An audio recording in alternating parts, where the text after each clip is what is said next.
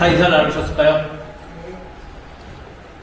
그래도 모든 얼굴빛이 좋아 보이는 거 보니 그래도 오래간만에 가족들과 만나서 아름다운 그리고 또 기쁨의 소식들을 서로 주고받은 것 같습니다. 물론 아닌 분도 있겠지만요. 그래도 그 모든 만남 속에서 분명히 주의 형상을 발견하고 주께서 인도하시는 그 음성을 들은 줄 믿습니다. 저도 명절을 맞이하여서요 오랜만에 어머니 집에 다녀왔습니다. 아마 제 기억이 맞다면 한 반년도 넘었던 것 같아요. 올해 처음 가지 않았나 그런 생각이 듭니다. 그 다녀온 소감을 한마디로 정리하자면 이렇게 정의되더군요. 우리 어머니 여전하시다 라고 정의됐습니다. 오랫동안 방문하지 못하였더니 홀로 살아가고 계시는 연로하신 어머님을 생각할 때 늘 마음이 무거워서 또 그간 많은 일들이 있었기 때문에 그러한 덕담을 또 교회의 소식을 그리고 제 주변의 많은 이야기들을 나누고자 갔는데 우리 어머님 명절이라도 가차 없으셨습니다. 이건 제가 부흥 집회를 참석한 건지 기도원에 간 건지 모든 이야기를 꺼내도 기승전 예수 그리스도 얘기만 하시다가 결국은 해 뜰 때 들어가서 해 지면서 나왔지만은 머리에 남은 거는 야 아들이고 뭐고 예수나 잘 섬겨야 되겠다라고 생각하며 또 집으로 돌아왔습니다. 한평생을 이야기하셨음에도 불구하고 여전히 모든 일상의 얘기가 복음에 관련된 이야기를 하고 계시는 어머니를 보고 있노라니 진짜 딱 한마디로 정리되죠. 우리 어머니 여전하시다. 사실 저는 다른 이야기를 드리고 싶었던 것이 있습니다. 이제 연로하시니 장흥에 있는 그 주택을 정리하시고 평택에 저희 집 근처로 내려오셔서 남은 여생 제가 좀 그래도 일 있을 때 들여다볼 수 있도록 그리고 좀 부모님을 모시고 싶어서 그 얘기 드리고 싶었는데 어머니 장흥집을 팔아야 돼 팔고 내려오신 게 어때요? 라고 말을 건네는 순간 저희 어머님 입에서 뭐라 하셨냐면 내가 기도하고 이 집을 얻었다. 하나님이 분명히 나에게 응답하사 내가 너에게 이 땅에서 거룩한 일을 보이겠다 하셨는데 난 아직 그것을 확답받지 못했기 때문에 내가 아직은 지켜야 된다 라고 하시더군요. 더 이상 얘기할 수 없었어요. 손주, 교회 그런 얘기 할 수 없었습니다. 왜? 예수 그리스도 얘기를 하였기 때문이죠. 아들의 권면은 한순간에 거절되었어요.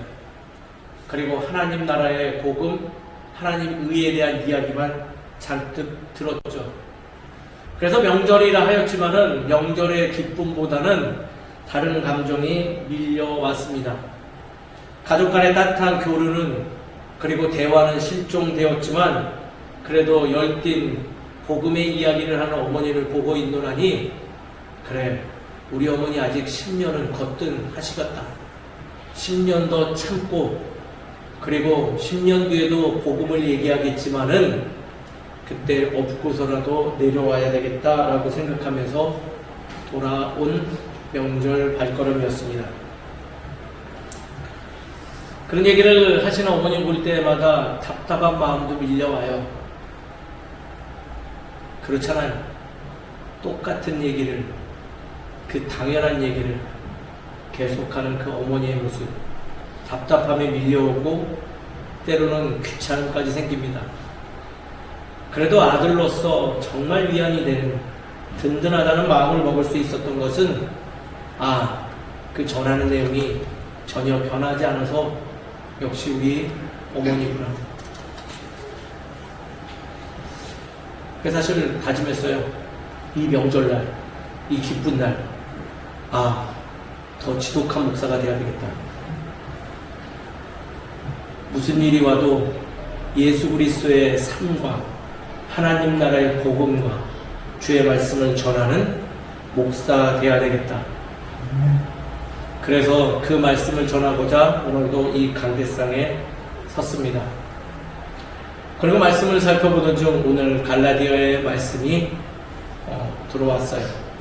그리고 저의 생각과 참으로 일치되어지는, 또 저의 마음을 무장시켜주는 귀한 말씀이다라는 것을 깨달아 우리 성도님들과 함께 나누고자 정말 원론적인 복음에 대한 이야기하고자 오늘 이 앞에 섰습니다.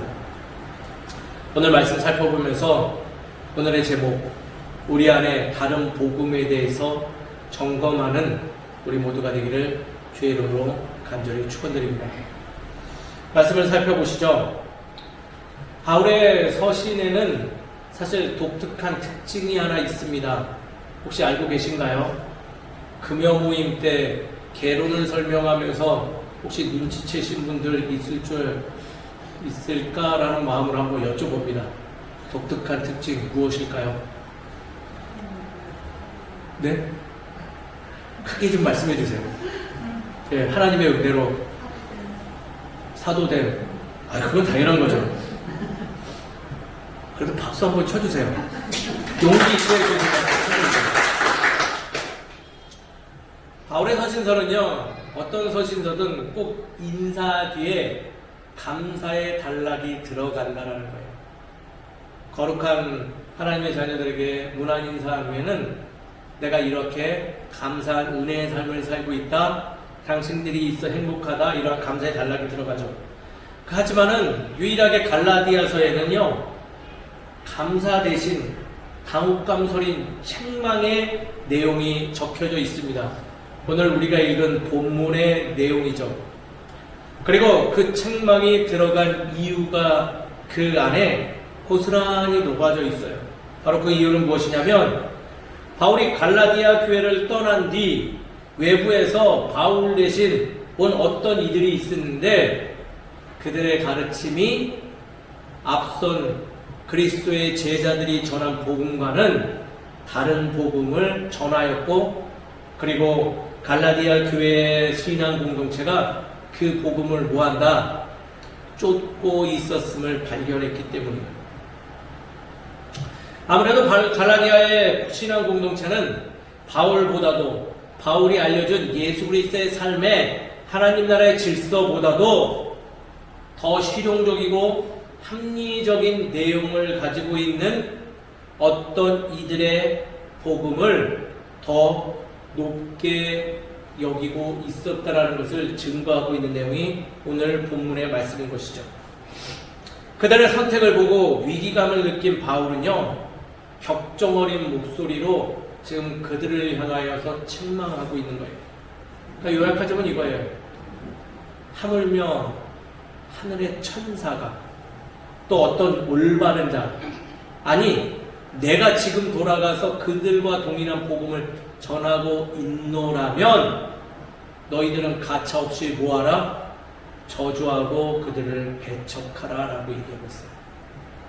그럼 여기서 중요한 말씀이 뭘까요? 키포인트가 바로 다른 복음이 무엇이냐라는 거예요. 다른 복음. 전혀 엉뚱한 이야기일까요? 구원에 대한 이야기, 예수의 이야기, 뭐 다른 이야기들을 한 게 다른 복음일까요? 어떻게 생각하세요? 다른 복음의 정체는요, 사도 바울이 지금 이 짧은 문장 속에서도 담고 있지만은 지금 바로 이것이라 할 수 있습니다. 예수 그리스도의 가르침, 하나님 나라의 질서, 하나님 나라의 의에 기초하지 않은 선한 말들을 정의하고 있다는 거예요. 나쁜 이야기 아니에요. 전혀 다른 얘기도 아니에요. 이단 사이비 같은 이야기도 아니라, 입으로는 하나님 나라를 이야기하고 입으로는 공동체에 대한 이야기를 하고 있지만 그 넘쳐나는 이야기 속에서 예수 그리스도의 흔적을 찾지 못하고 예수 그리스도를 발견하는 길을 보지 못하게 하며 하나님의 의를 그 마음에 품지 못하게 하는 복음 전체를 뭐라고 정의하냐 하면 바로 다른 복음이다라고 얘기하고 있어요. 공동체 입장에서 보면 바울이나 새로운 선생이나 크게 다르지 않아요. 그 이유는 왜 그럴까요? 바울이나 다른 선생들이나 그들은 저마다 자신이 정통성 있는 복음을 가지고 있는 하나님의 사도라고 외쳤을 뿐만 아니라 각자 복음이라는 슬로건을 가지고 나름 깨달은 것들을 전하고 있기 때문에 받는 성도들의 입장에서 볼 때 별반 달라 보이지 않았다는 거예요. 그러나 보이지 않는 그 상황 속에서 분명히 보이는 것이 있는데 그것은 무엇이냐? 말씀을 통한 하나님의 형상을 발견하느냐 못하냐에 따라서 다른 복음과 바른 복음의 분리점이 발생한다는 거예요. 복음이라는 이름으로 왔더라도 그 안에 예수 그리스도의 신앙과 정신이 담겨져 있지 않으면 가짜예요. 다른 표현으로 표현은 다양할 수 있으나 그리스도가 아닌 다른 무엇이 그 말씀의 중심에 자리 잡고 있다면 그것을 뭐라고 정의한다고요? 다른 복음이다라고 정의한다는 거예요. 바울은 얼마나 그것을 목놓아 외치냐면 바울 자신도 그러한 내용을 전하고 있다면 나도 다른 복음을 전하는 자요 거짓 사도다라고 밝히고 있다라는 거예요. 그래서 오늘의 말씀은 바울의 입술을 통해서 우리에게 전하고 있는 극명한 메시지가 있는데 누군가에게 복음을 받고 있다 할지라도 물론 어떤 사람에 의해서 지금 시작된 복음의 삶을 살고 있다 할지라도 여전히 말씀이 아닌 나에게 전한 그 사람만 보고 있고 아니면 말씀이 있음에도 불구하고 그 안에 예수 그리스도의 형상을 여전히 발견하지 못하고 있는 복음을 내가 즐겨하고 있다면 우리 뭐하고 있는 자들이다? 다른 복음을 따르는 자들이다라고 전하고 있고 그것은 결코 하나님의 생각과는 거리감 있는 자세다라고 우리에게 전하고 있다.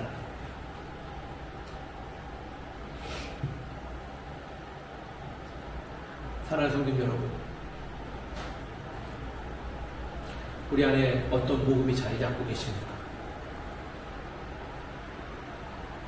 진지하게 한번 스스로에게 물어봐야 돼요. 이건 목회자인 저도 진지하게 질문해야 될 중요한 내용이에요. 이 부분은 어설프게 놔두면요 전하는 자는 참으로 이상한 이야기를 전할 수밖에 없고 받는 자들도 무분별하게 받아들임으로 인해서 자신의 생명이 점점 메말라가는 것을 인지하지 못하는 일이 발생해요. 그래서 말씀은 아주 극명하게 돌려서도 아니고 유하게도 아니라 분명하게 얘기가 있는 거예요. 그리고 긴급하게 너희 안에 있는 그 복음의 정체가 바른 예수 그리스도의 삶이냐 아니면 다른 복음을 가지고 지금 맹신하며 가고 있느냐에 대해서 철저히 점검하고 넘어가라 라고 이야기하고 있죠. 그러면서 말씀은 우리로 하여금 하나님이 원하시는 바른 복음의 길로 감이 참으로 우리에게 마땅한 사명인 것을 이야기하고 있는 거예요. 복음은 변하지 않아요.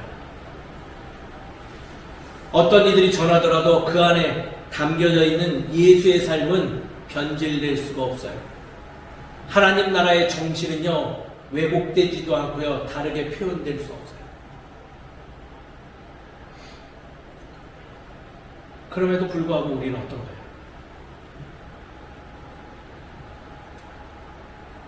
참 먹먹하고 무거운 마음이 밀려올 때가 참 많이 있어요.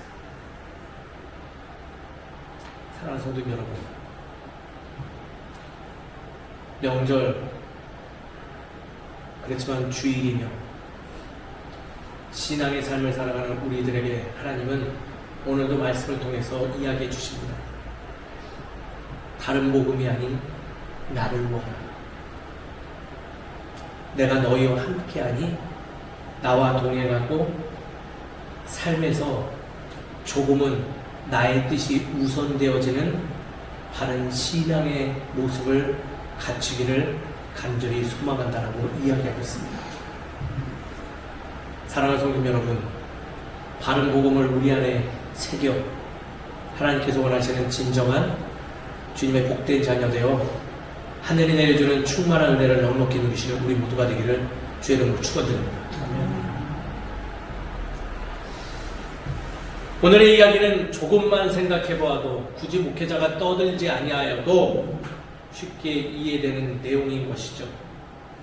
우리가 전하고 신뢰하는 대상이 결코 하나님이 아닌 예수 그리스도의 가르침이 아닌 성령의 인도하심이 아닌 다른 것이 되어서는 절대 안 된다라는 경고의 이야기.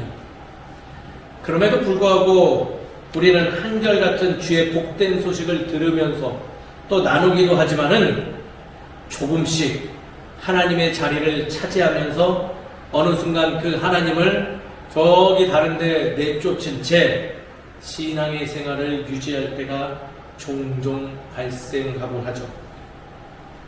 이런 이야기는 멀리서 극단적인 예를 찾지 않아도 충분히 우리 곁에서, 아니 내 자신에서 이미 발견할 수 있어요. 도대체 우리의 삶과 또 교회의 주인이 누구입니까? 나를 창조하신 하나님이며 그리스도의 몸된 교회가 당인 주인이 머리 대신 예수 그리스도를 이야기해야 되는 것이 맞지만은 또 일찍이 말씀이 그러하다라고 극명하게 우리에게 알려주었지만은 어느 순간부터 그 하나님보다는 내가 더 중요한 인물이 되어 은근슬쩍 그 주인공을 바꿔치기 하는 경우가 많이 있죠. 마치 굴러온 돌이 박힌 돌을 빼내듯이 아주 능구렁이 담 넘어가듯이 바꿔가는 우리들의 모습이 있다라는 거예요. 교회 머리는 하나님이라고 예수 그리스도라고 분명히 명시되어 있습니다. 이건 제가 지어낸 얘기도 아니고 말씀에 있는 이야기죠. 근데 언제부턴가 재밌게도 이 교회에 굴러온 목사가 주인 될 때가 많이 있어요.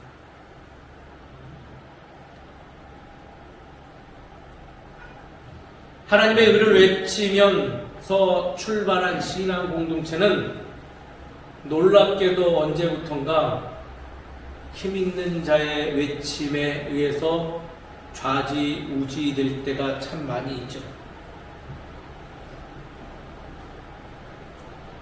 교회 주인이 누구인가요?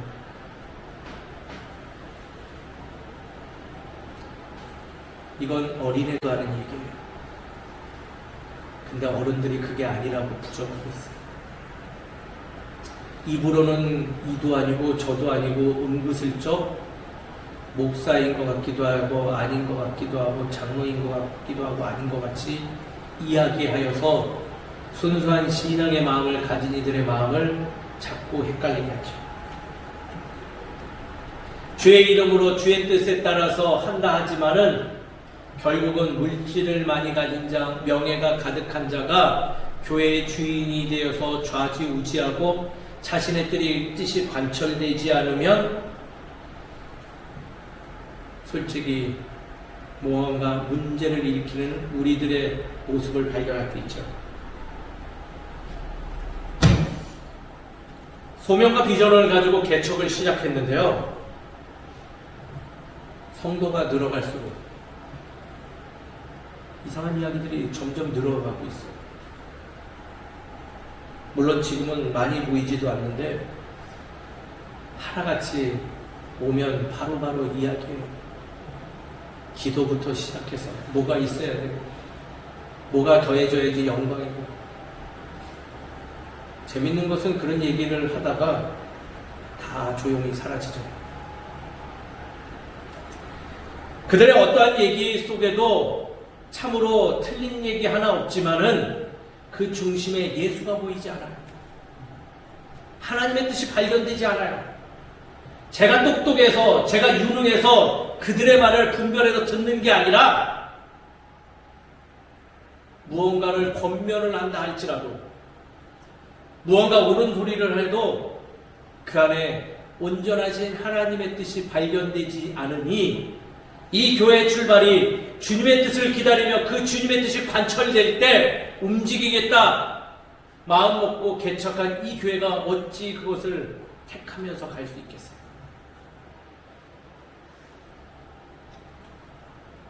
그러다가 하나둘씩 떨어져 나가죠. 그리고 저마다 한마디씩 내 이야기를 안 들어줘요. 안 들어줘요.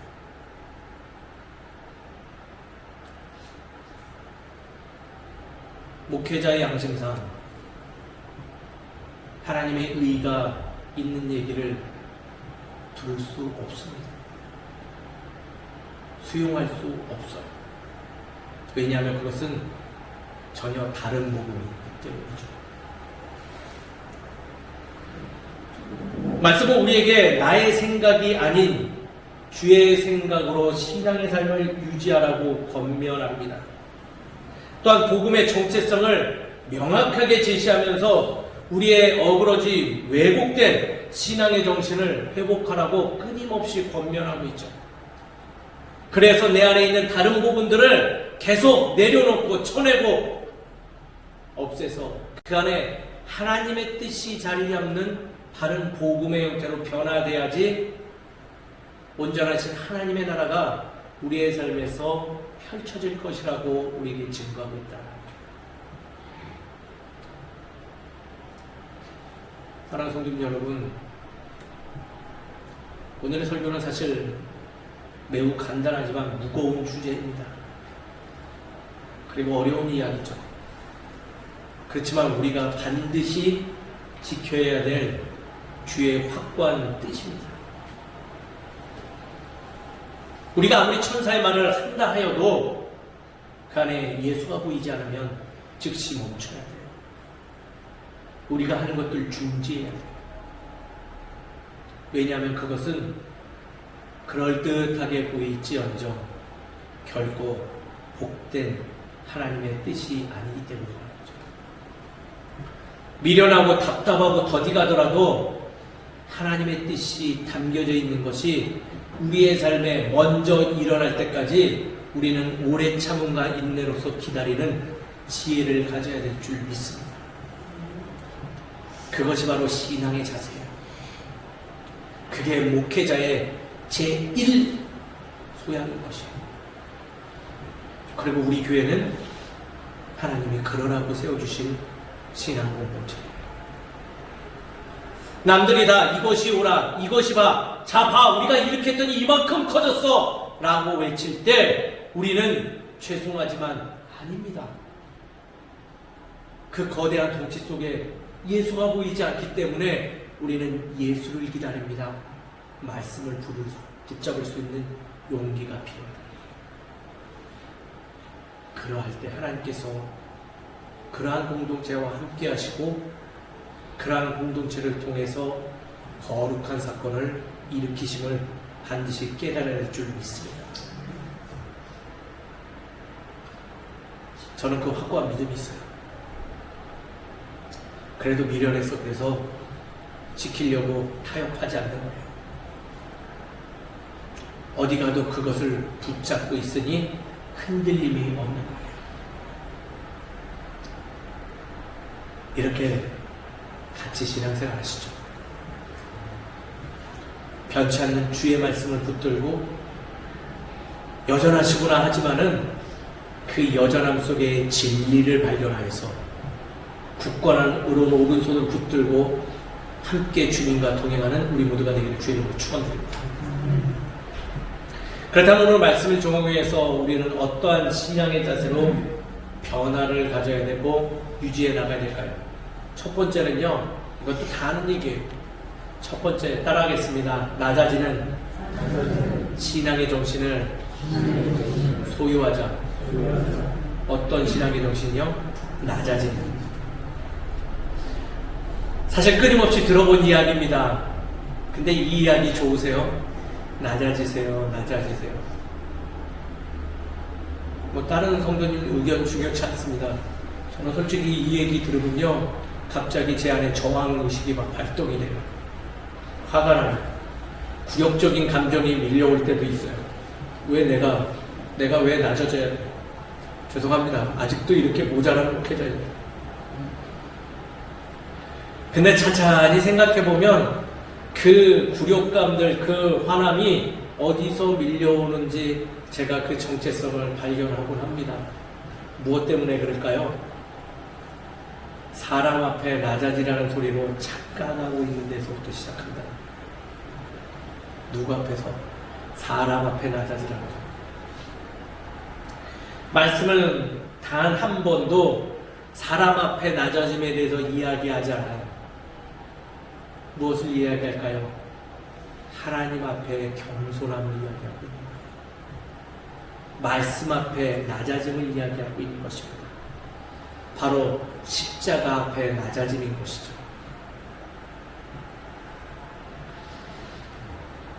하나님은 늘 주의 거룩하신 의에 대한 낮아짐에 대해서 이야기하지만 우리는 자꾸 입력값이 올바르지만 그 출력값을 이상하게 내다. 자꾸 누군가 앞에 낮아지는 것을 생각하죠. 우리가 섬김과 배려의 모습을 갖게 되는 이유는 내가 못나거나 능력이 없어서 그런 거 결코 아닙니다. 맞잖아요. 우리가 왜 그럴까요? 죄 많은 나에게 먼저 찾아와 주신 그 하나님의 사랑을 알기 때문에 누군가를 사랑하려고 했을 거예요. 예수 그리스도께서 나의 죄를 대신하여 돌아가신 그 십자가의 사랑을, 그 복음을 내가 바로 알기 때문에 내가 누군가를 섬기고 배려할 수 있는 것이죠. 그러한 정신을 가지고 다가가면요, 누군가에게로부터 배신감이나 누군가에게로부터 굴욕감이나 내가 저 사람 때문에 어땠다 이러한 생각에 빠져들 수가 없어요. 바른 복음은 바로 그러한 낮아짐에 대해서 이야기하고 있다. 겸손한 자가, 낮아진 자가 하나님의 음성을 올곧게 들을 수 있는 거예요. 바르게 이해할 수 있는 거예요. 재미있는 사건 하나 알려드릴게요. 예배 시간에 자주 주무시는 분들 계세요. 물론 굉장히 피곤하실 거예요. 그렇잖아요. 안 좋은 방법 알려드릴까요? 낮아지세요. 십자가 앞에서 낮아지세요.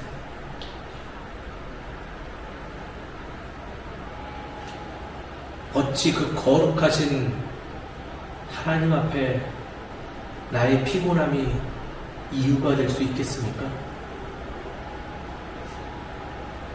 몸부림 못 치시겠어요?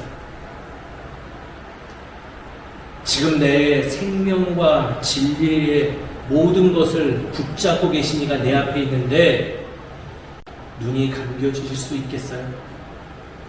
착각하지 마세요. 사람으로는 이해할 수 있어요.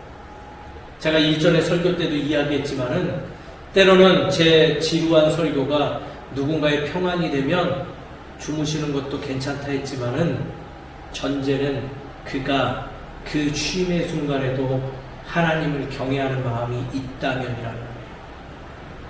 착각하지 마세요. 우리가 자는 이유 뻔하잖아요. 정말 피곤해서 그래요? 만만해서 자잖아요.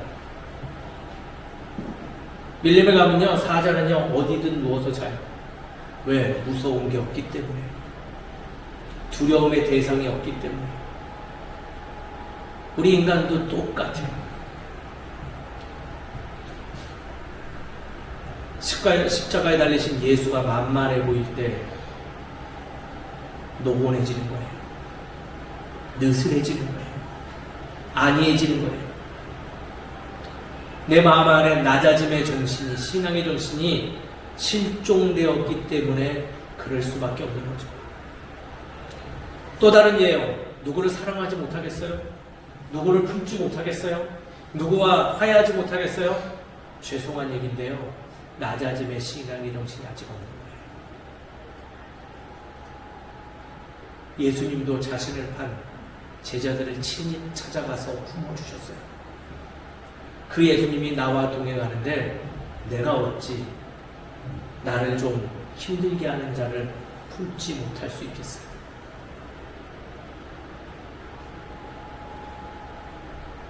사랑하는 성도 여러분, 우리가 서로 낮아져서 서로의 모습 속에서 주의 형상을 발견하는 바른 복음을 품은 신앙 공동체가 되기를 주의 이름으로 축원드립니다. 두 번째는요, 낮아진 자리에서 우리의 시선을 따라하겠습니다. 우리의 시선을 주께 고정하는 신앙의 정신을 소유하자.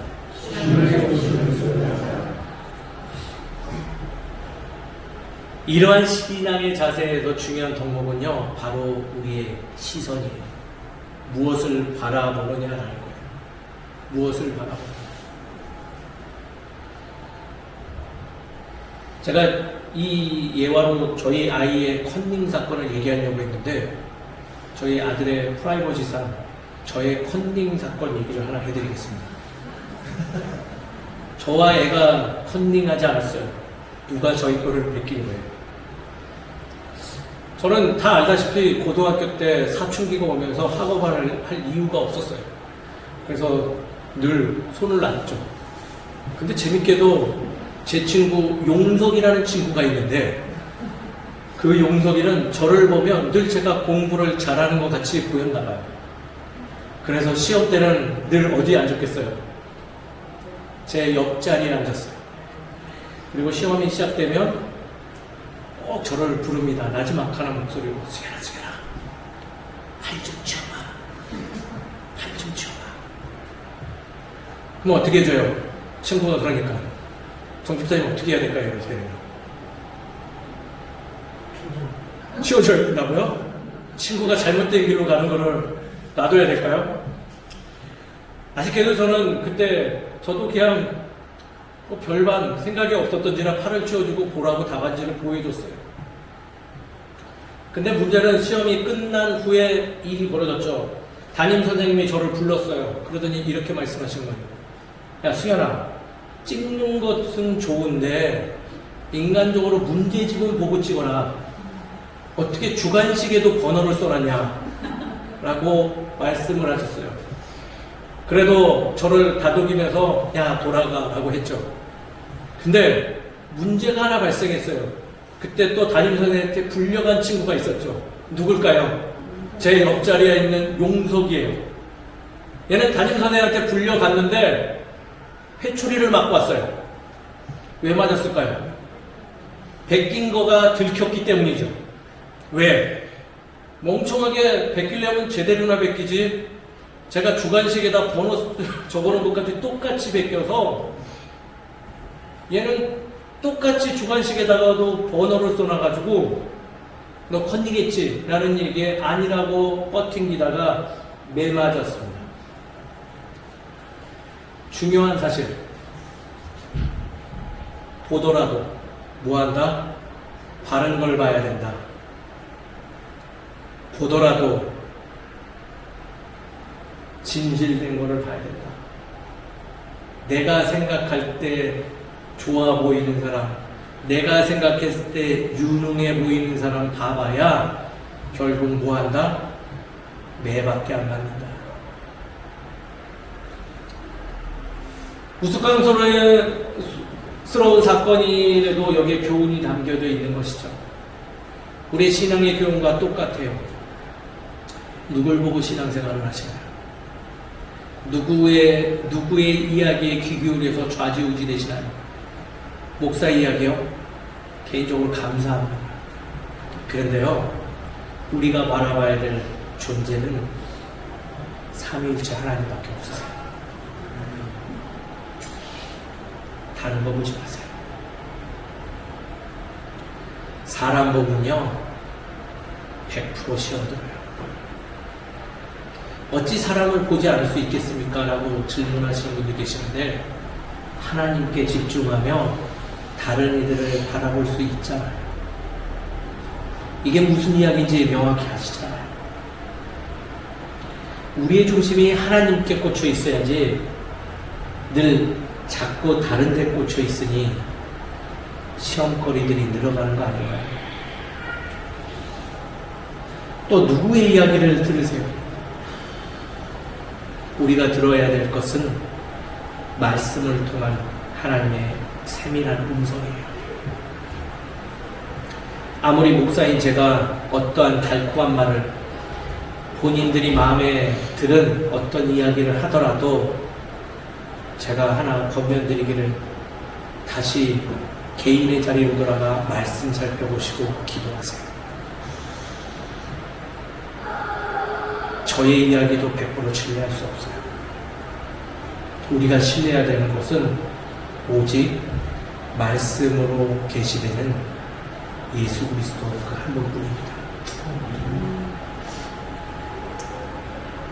우리의 신앙의 삶에서 주를 집중하고 주의 음성을 들을 때 우리가 온전한 거룩한 주의 자녀 되는 거예요. 우리 그렇게 신앙생활 하시죠. 말씀을 정리하죠. 바울의 가르침은 우리의 신앙에 매우 실용적인 가르침입니다. 다른 복음은 외부에서 들어오는 전혀 다른 이야기가 아니라고 이야기하고 있어요. 하나님의 형상과 그의 의가 담겨져 있지 않은 이야기들이 모두가 다른 복음이다. 그러한 복음이 얼마든지 우리 안에 침투할 수 있고 생성될 수 있다라고 이야기하며 분명히 제시합니다. 모든 이야기, 천사의 말을 한다 하더라도 그 안에 예수 그리스도의 형상이 보이면 그건 올바른 복음이다. 저주와 책망의 이야기 있더라도 그 중심에 하나님의 의가 엿보인다면 그것마저도 내게 귀한 주의 말씀이다라는 것을 깨달으라 이야기하고 있습니다. 사랑하는 성도님 여러분, 다른 복음이 아닌 바른 복음을 소유하면서 우리의 신앙의 삶을 이어가는 저와 여러분 되시기를 간절히 축원드립니다. 기도하겠습니다.